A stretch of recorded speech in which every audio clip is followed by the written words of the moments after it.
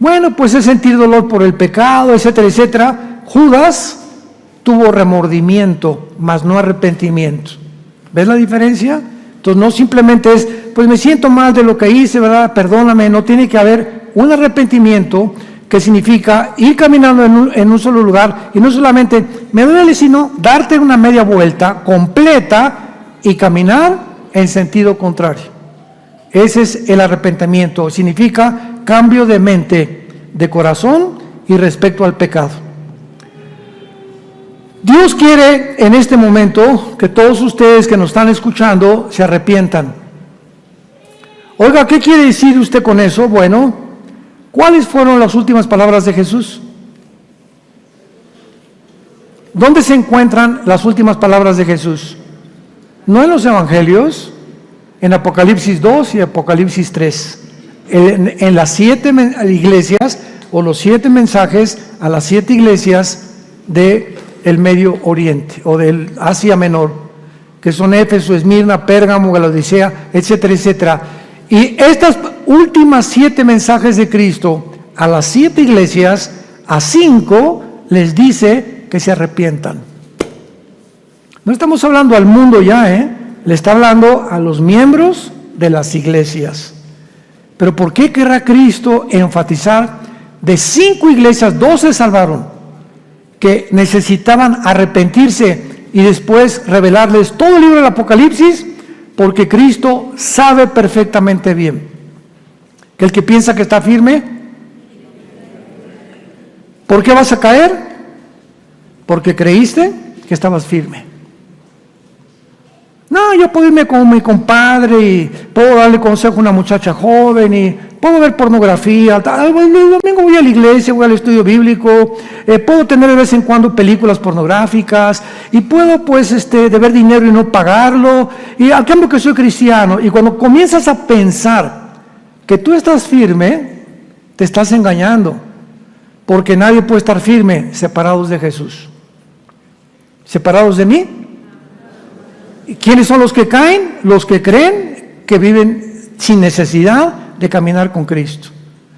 Cuando ya tienes 3-4 días que no lees la Biblia, 3-4 días que no tienes devocionales, porque crees que estás firme y por eso vas a caer. Y luego, oiga pastor, pues fíjese que pues caí en adulterio y embaracé a mi novia y nos casaron, etcétera, etcétera. ¿Por qué pasan todas estas cosas? ¿Soy cristiano, soy cristiana? Porque creíste que estabas firme hace 1 mes, 3 meses y comenzarte sin que te diste cuenta a alejarte de Dios. Vamos a ver a continuación y vamos a tratar de contestar esta respuesta en esta serie acerca de el inicio o estamos en la tribulación. ¿Cómo sabemos, cómo podemos tener la seguridad que todavía no estamos en la tribulación? Ustedes no se imaginan la cantidad de correos y la cantidad de twitters que nos mandan de, oiga, estamos en la tribulación. Es que la Tercera Guerra Mundial ya viene con Putin invadiendo Ucrania, no estamos en la Tercera Guerra Mundial, faltan 2 guerras o 3 guerras más para la Tercera Guerra Mundial. Y cristianos que creen que porque el mundo está como se encuentra de oscurecido, nos encontramos ya en la tribulación. Y ya ve que no vino Cristo, y ya ve que no hemos sido raptados o arrebatados. Entonces tenemos que entender claramente las doctrinas bíblicas acerca de la tribulación. Vamos a ver en primer lugar, en Lucas capítulo 21, a contestar cómo sabemos que todavía no estamos en la tribulación. Dice Lucas 21, versículo 34 al 36. Lucas 21, versículo 34 al 36. Jesús está hablándole a los cristianos. Miren también por vosotros mismos que vuestros corazones, noten todas estas palabras de advertencia, que vuestros corazones no se carguen de glotonería y embriaguez y de los afanes de esta vida, y venga de repente sobre vosotros aquel día, porque como un lazo vendrá sobre todos los que habitan sobre la faz de toda la tierra. Velad pues en todo tiempo orando para que seáis tenidos por dignos de escapar de todas estas cosas que vendrán y de estar en pie delante del Hijo del Hombre. ¿Qué querrá decir Jesús que para que seamos considerados dignos de escapar? Pregunta, ¿de escapar de qué? Pues de la tribulación. Aquí claramente dice Cristo que la iglesia no va a atravesar la tribulación. ¿De qué otra cosa quiere que escapemos? De escapar de todas estas cosas que vendrán sobre los habitantes de la tierra. Entonces, mientras la iglesia esté aquí en el mundo, ¿verdad?, no nos encontramos en la tribulación. Vean otro pasaje en la primera carta a los tesalonicenses. Dichosos y bienaventurados los que traen su Biblia, porque se irán en el rapto. Primera de Tesalonicenses capítulo 1, versículo 10. Y esperar de los cielos a su Hijo, el cual resucitó de los muertos, a Jesucristo, quien nos libra de la ira venidera. Jesús no está hablando de la ira presente ni de la ira del pasado.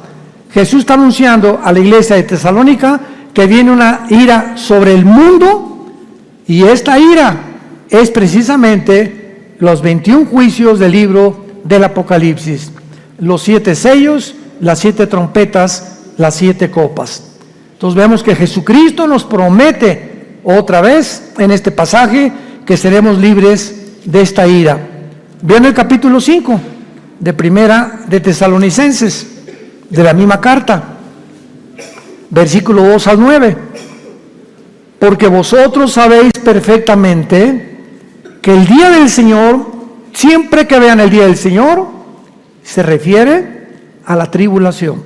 En el Antiguo Testamento es el día de Jehová, el día de la ira de Jehová, y en el Nuevo Testamento el día del Señor. Ustedes saben que el día del Señor vendrá como ladrón en la noche, que cuando digan paz y seguridad, entonces vendrá sobre ellos. ¿Sobre quiénes? Ellos, los que no son cristianos. Vean los artículos determinados en plural, tan claros que dice Pablo, vendrá sobre ellos, o sea, sobre el mundo, no sobre nosotros. Destrucción repentina, como los dolores a la mujer encinta, y no escaparán. Mas vosotros, hermanos, ya nos está hablando a nosotros, no están en tinieblas, para que aquel día los sorprenda como ladrón. Porque todos vosotros sois hijos de luz e hijos del día, no somos de la noche ni de las tinieblas. Versículo 9, porque no nos ha puesto Dios para ira, sino para alcanzar salvación por medio de nuestro Señor Jesucristo.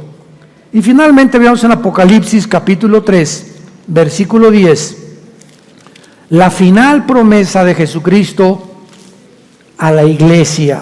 Apocalipsis 3, versículo 10.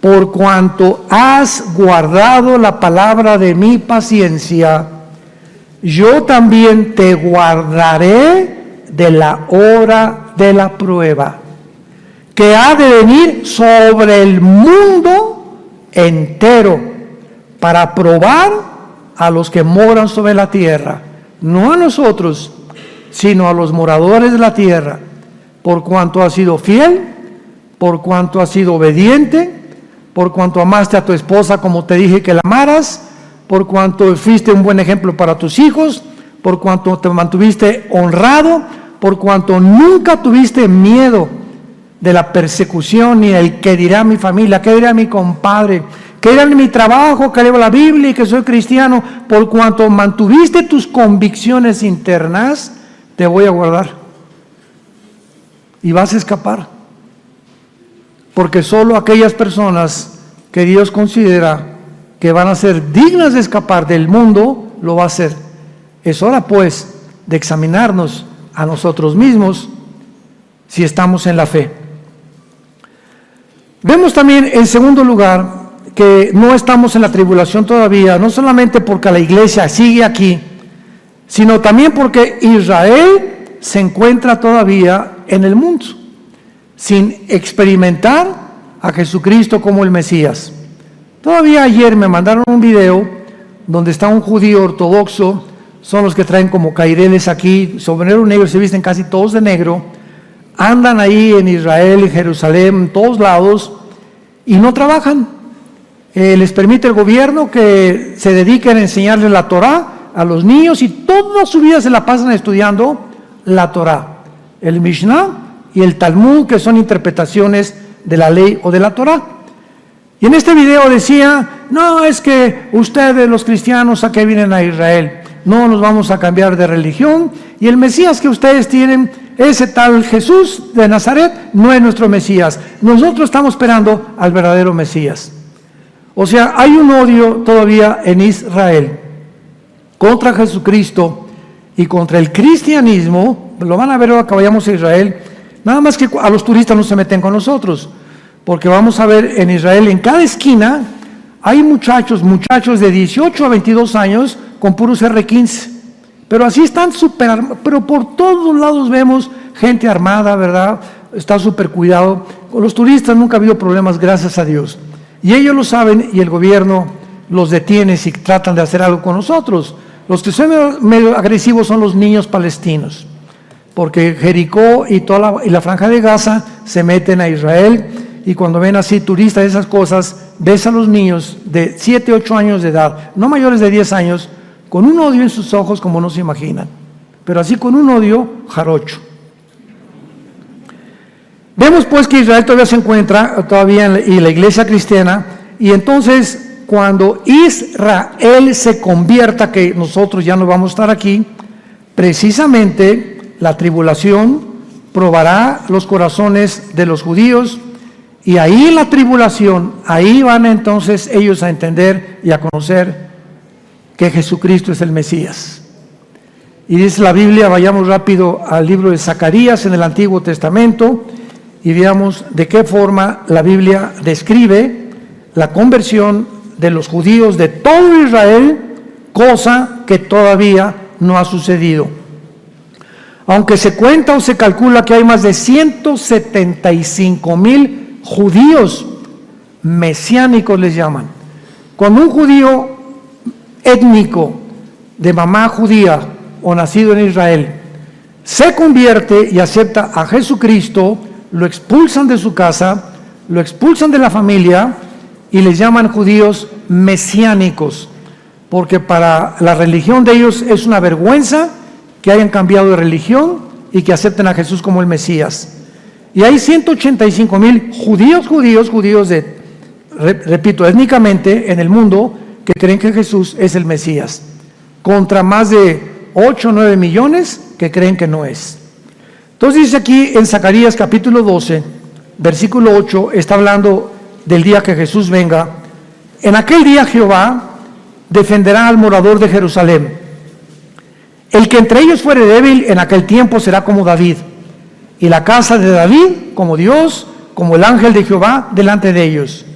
Y en aquel día yo procuraré destruir a todas las naciones que vinieron contra Jerusalén.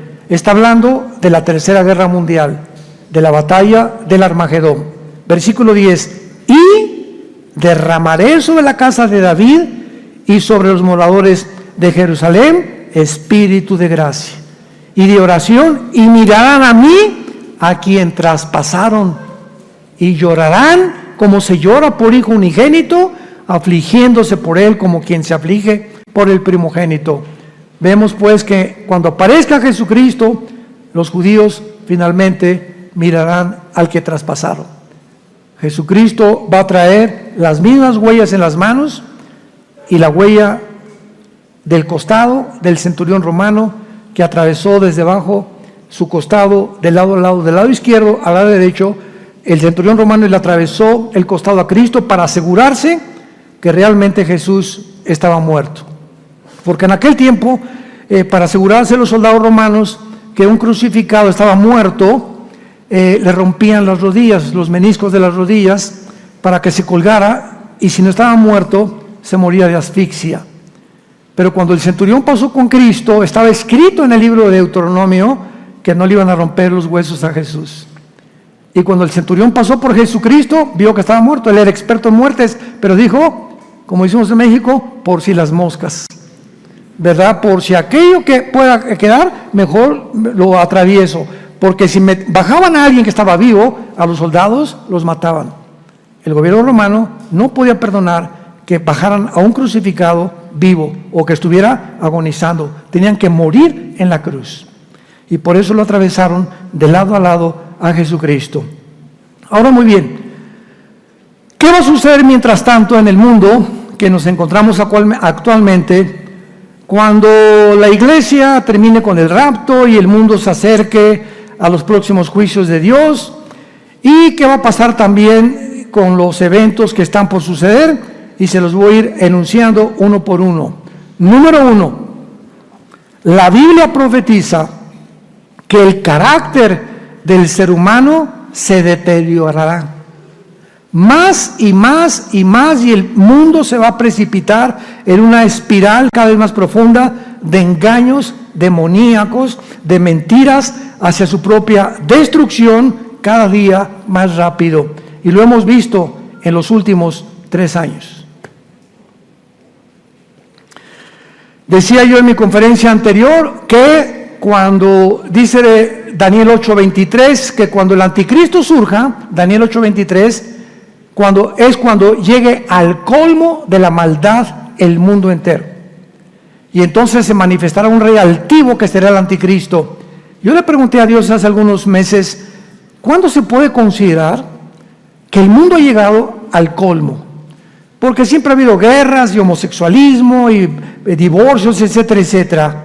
Pero jamás en la historia, nunca, el mundo llegó a lo que ha llegado en el siglo XXI, de atreverse las naciones de legislar la pedofilia.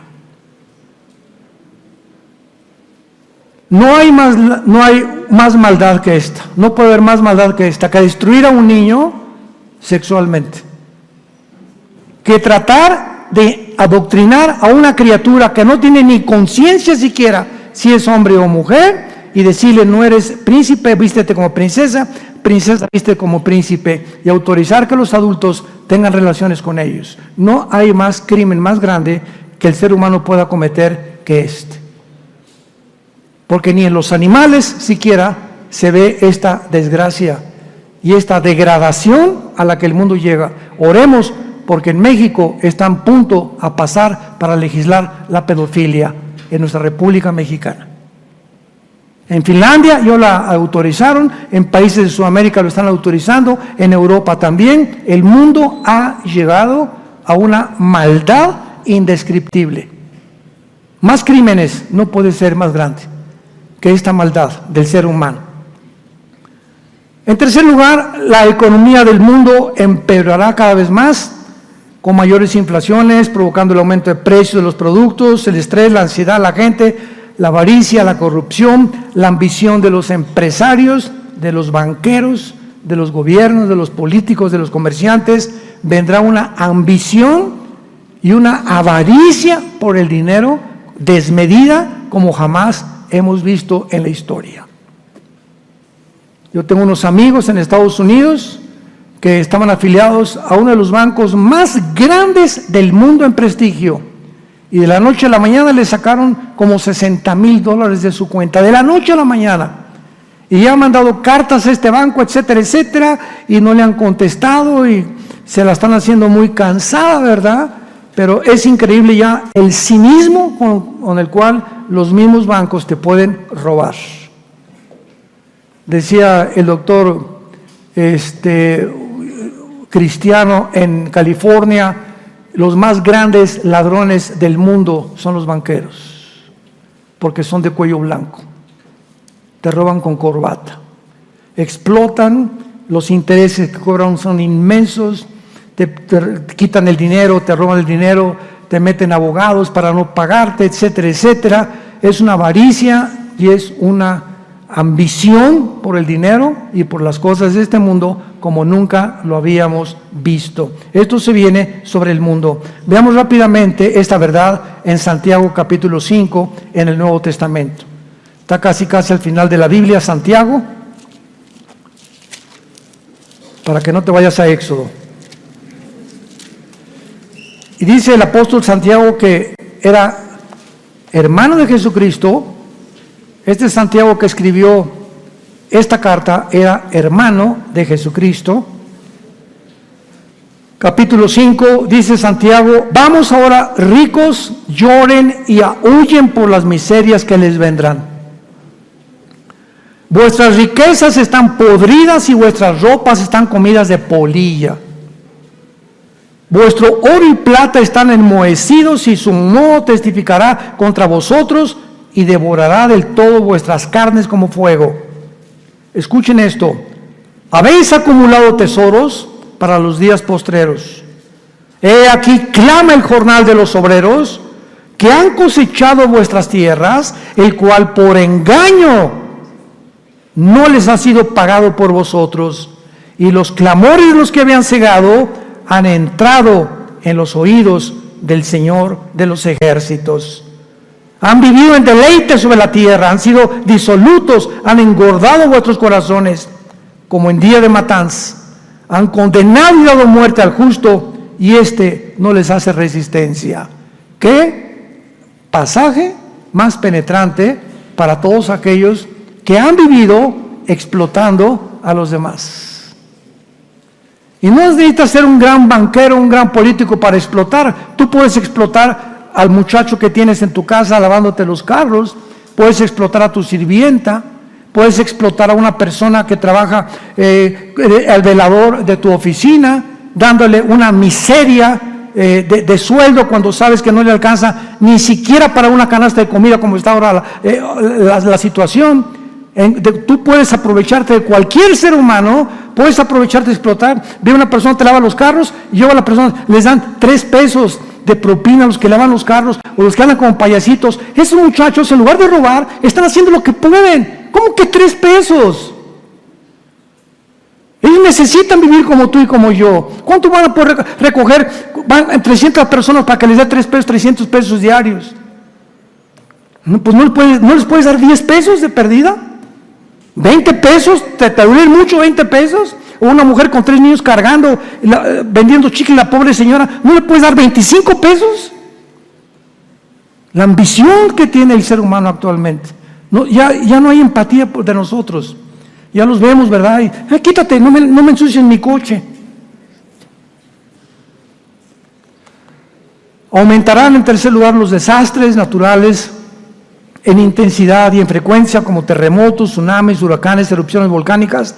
Todas estas consecuencias vendrán sobre el mundo, y lo más interesante de esto es que se juntó un grupo de hombres dirigidos por un hombre llamado Klaus Schwab, que es un político de agencias no gubernamentales, juntando a políticos. Se juntan en Suiza una vez al año para planear qué pueden hacer con la humanidad. No son gobernantes, son una élite de multitrillonarios de lo que tienen.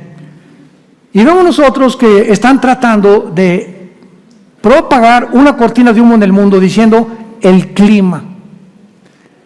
El clima por acá, ¿se acuerdan de la niña que sacaron creo que de Noruega, que se puso en un programa de televisión a decir que ya tiren basura, que esto y que el otro, y le están echando la culpa a todo lo que pasa al clima, cuando hay problemas muchísimo más importantes que eso? Pero cuando despegan y propagan que el clima, distraen de los problemas verdaderos en los que la humanidad se encuentra, como la inmoralidad, ¿verdad? Como el problema de los banqueros que platicábamos. Entonces, es interesante que no es el clima. Fíjense ustedes la ignorancia de la Biblia. Cuando Adán y Eva pecaron, antes del pecado de Adán y Eva, las flores no tenían espinas. Los animales no mordían, no había ferocidad. Las reptiles y las arañas, arácnidos, no tenían veneno tampoco. Todo alrededor era santa paz. O sea, la genética de las semillas de los árboles, la genética de los reptiles, de las cobras, de las cascabel, de los hienas, de los leones, etcétera, etcétera, su genética no era agresiva. No atacaban al ser humano. Al grado que cuando Dios le dijo a Adán, ponle nombre a todos los animales, no le hizo león, no te acerques, ¿verdad? Porque no existía eso. Pero en el momento en que Adán y Eva pecan, cambia la genética alrededor en el mundo ecológicamente. O sea, la naturaleza estaba asociada con nosotros los seres humanos y sigue estando asociada con nosotros. Entonces, todo lo que hemos visto actualmente, terremotos y tsunamis, etcétera, etcétera, es porque la maldad del ser humano ha llegado a tal grado que ahora descalifican la maldad del ser humano y la atribuyen a que echamos papeles en la calle, a que hemos inundado desde luego con petróleo los mares y ahora pues ya no respiramos ni el 92% de nitrógeno y 4% de oxígeno y gases que tiene el aire que respiramos. Ahora hasta nos mandan no respirar tapándonos la boca. O sea, todo está movido alrededor, ¿verdad?, para nuestra propia autodestrucción. Pero qué interesante que la Biblia nos muestra que mientras más maldad, el mundo se vuelve contra nosotros. La naturaleza se vuelve contra nosotros. Veamos esta verdad porque todo lo tenemos que respaldar con la Biblia en Isaías capítulo 26. Perdón, Isaías 24, en el Antiguo Testamento. Dice así, Isaías 24. Aquí encontramos una profecía de hace 2700 años, damas y caballeros, santos de Dios. Isaías 24, versículo 3 al 6. La tierra será enteramente vaciada. ¿Hace cuánto fue escrito esto? 2700 años. Vean lo que vio este profeta. Completamente saqueada, porque Jehová ha pronunciado esta palabra. Se destruyó, cayó la tierra, enfermó, cayó el mundo y enfermaron los altos pueblos de la tierra. Atención, y la tierra se contaminó bajo sus moradores. ¿Ya lo vieron?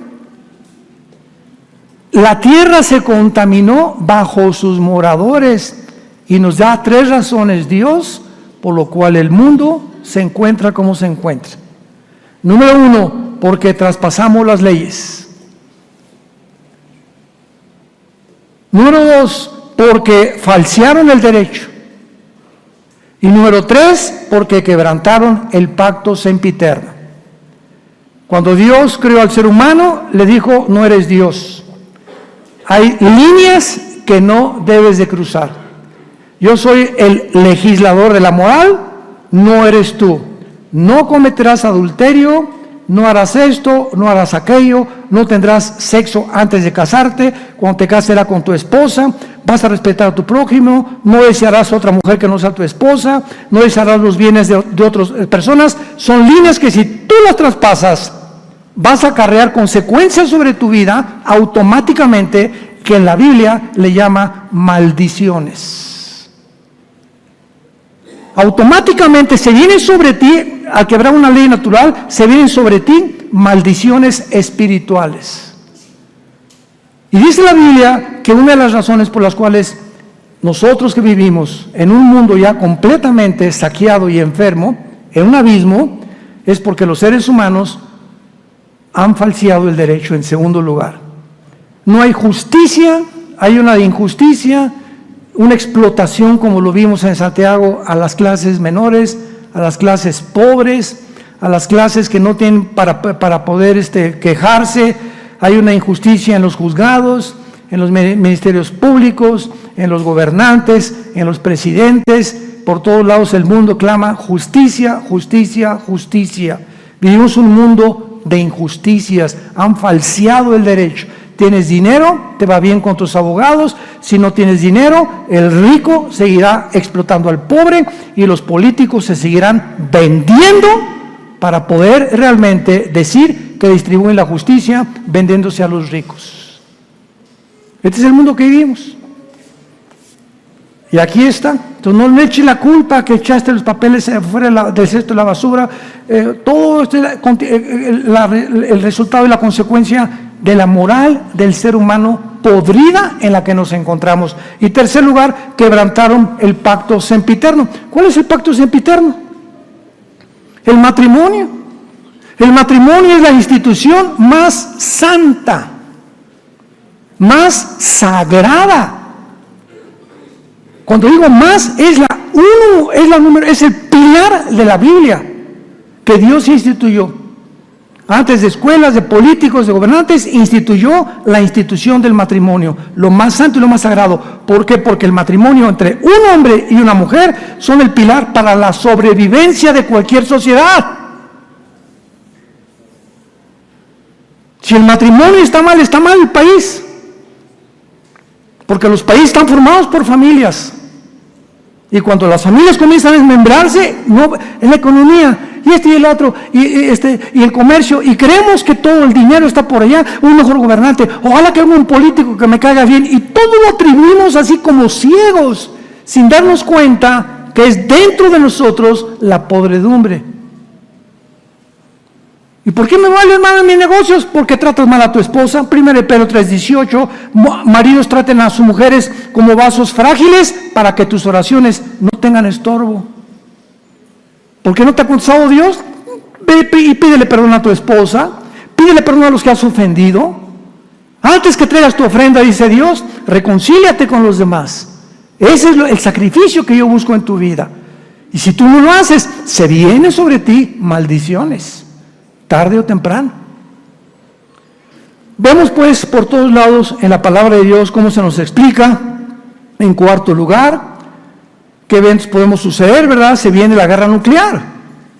En 1991 termina la Guerra Fría, cuando Mikhail Gorbachev, desde el Vaticano, con el Papa Juan Pablo II, le pide perdón al mundo y crea la perestroika, o la renovación de la ideología del comunismo, de la dialéctica materialista o hegeliana.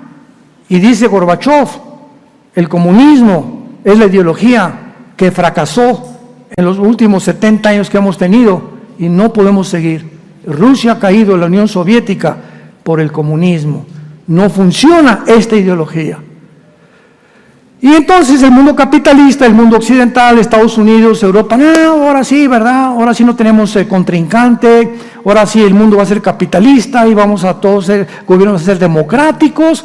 Y el mundo creyó que entraba a una nueva era o a una nueva fase, porque el comunismo ya no era un problema para el mundo entero.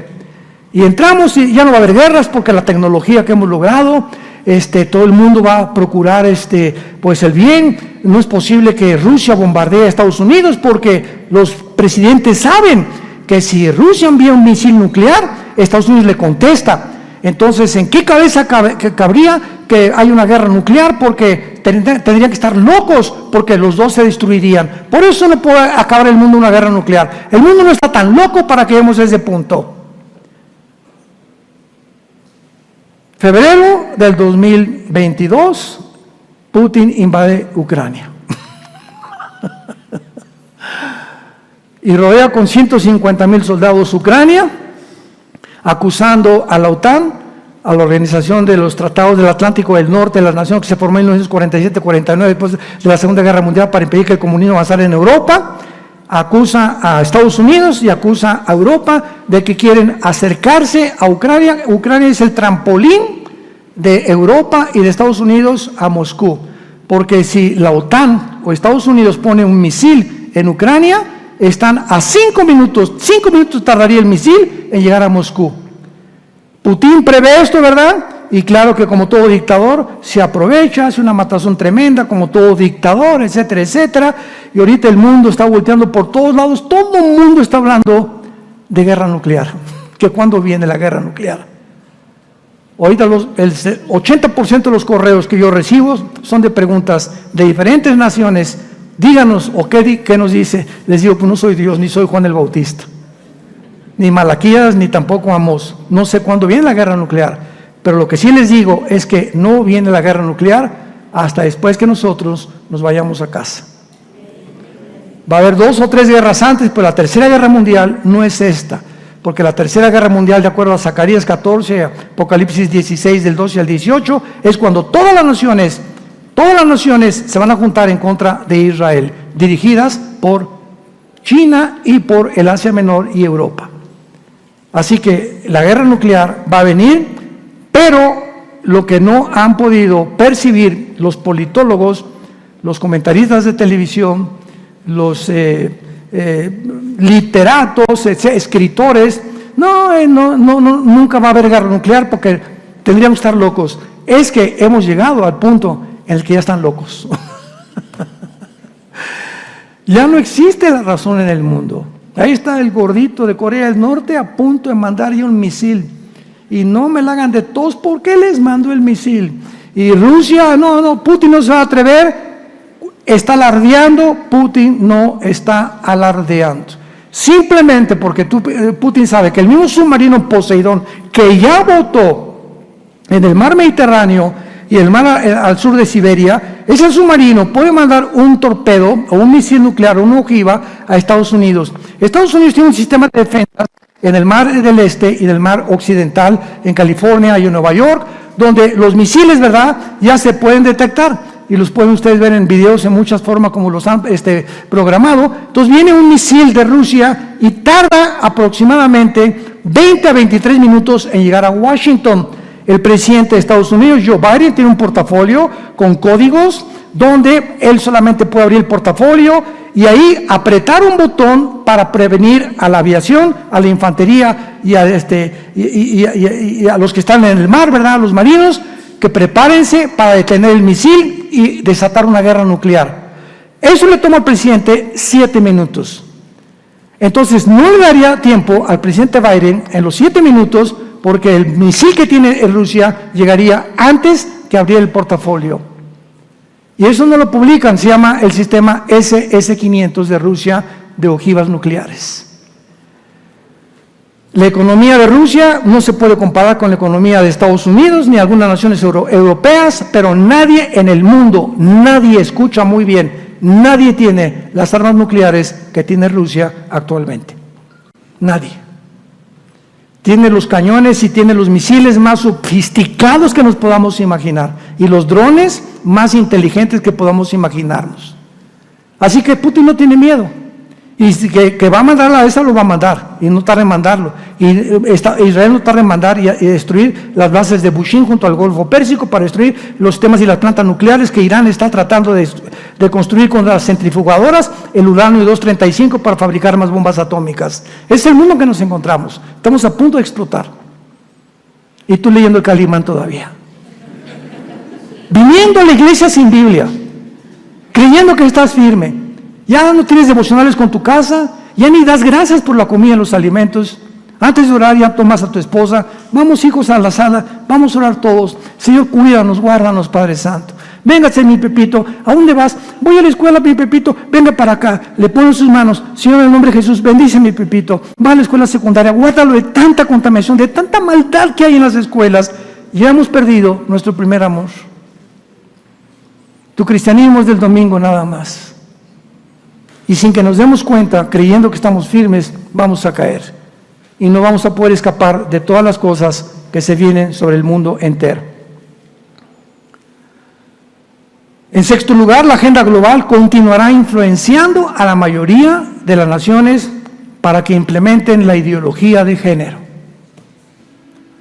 ¿Quién es la agenda global? Dirigida por Klaus Schwab, Bill Gates, Mark Zuckerberg, Musk, el de Twitter que quiere comprar Twitter, los Clinton, los Obama, etcétera, etcétera.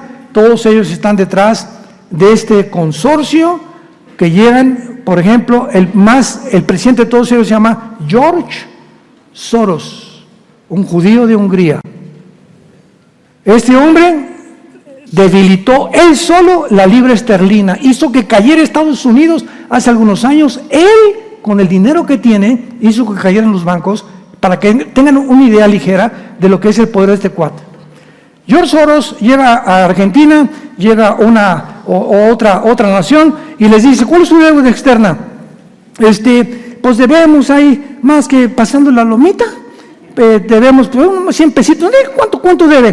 Pues debemos $500 millones, es nuestra deuda externa. Aquí están los $500 millones, con la condición que implementen en esta nación la ideología de género y que enseñen en las primarias que el niño no es niña y que la niña no es niño, y que comiencen a pervertir y promover el transgénero, el homosexualismo y el aborto. y te pago tu deuda externa.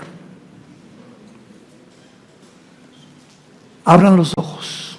Este es el mundo que nos encontramos.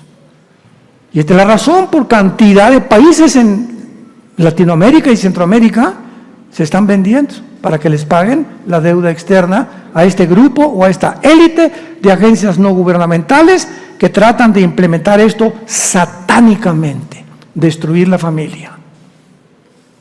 Todo aquello que destruye a la familia, el diablo se viene como un misil nuclear espiritual contra el mundo en los días que estamos viviendo. Y su principal objetivo, escúchame, su principal objetivo son los niños. Son los niños.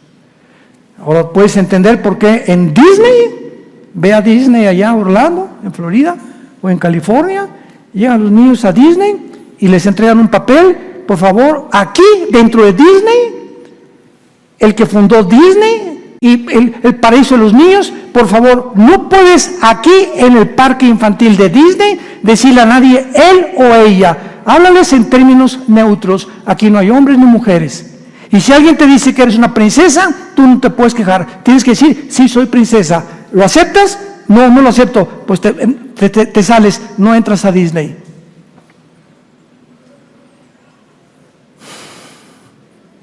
Hace poco mi esposo y yo estábamos en una tienda en Estados Unidos de Disney. Y venía una hermana con nosotros y, ay, mira, Disney, le quiero comprar. Le dije, hermana, si usted compra ahorita algo en Disney, independientemente que va a haber ropa, que ya descaradamente ya dice para niño y cosas así, y con álbums de cómo pueden decir volverse a otro género, está usted, si compra usted algo ahí, está cooperando con esta mafia satánica en que se convirtió esta organización. No compre usted nada, hay que boicotear completamente estas mafias que están tratando de arruinar la mente psicológicamente y espiritualmente de nuestros hijos. En la escuela donde van, sobre todo los que tienen hijos en primaria, tú tienes la obligación como mamá y como papá también de ir a investigar sus libros, saber qué trajo ahora, qué pintura les enseñaron, qué están dibujando, y encuentras cualquier cosa de la ideología de género, preséntate ante la directora, denuncia a la directora y saca a tu niño de esa escuela. Y prefiero, como decía la mamá de los Wesley, que tuvo 10 hijos, prefiero que mis hijos sean burros y santos a que sean inteligentes y diablos.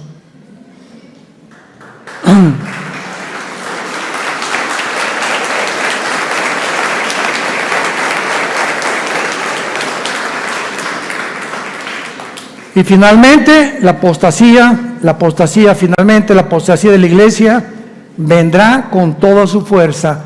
Nunca más que en los últimos 15, 20 años se habían introducido tantas herejías a las iglesias cristianas como en esta última década. Un día recibí un sobre que me decía mi nombre y traía una huella digital y me decía que estaba ungida por un profeta. Abrí la carta y me decía, si usted ora por mí, vamos a orar para que no tenga maldiciones en un año. Y nos reímos. No se imaginan los miles de cristianos que mandan dinero a estas organizaciones.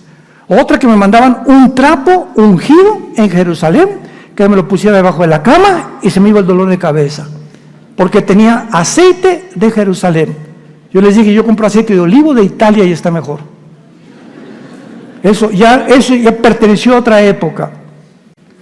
No se imagina la cantidad. Otra, me invitó a una iglesia en Florida, donde a la entrada comenzó a caer como polvito del oro, y decía el líder de la iglesia, está cayendo oro del cielo, está cayendo oro del cielo, y la gente, Señor, alabado seas, etcétera, etcétera. Y después descubrieron que una hermana con un ventilador estaba metiéndose pentina a través de los ventiladores, engañando a la gente que era oro que caía del cielo.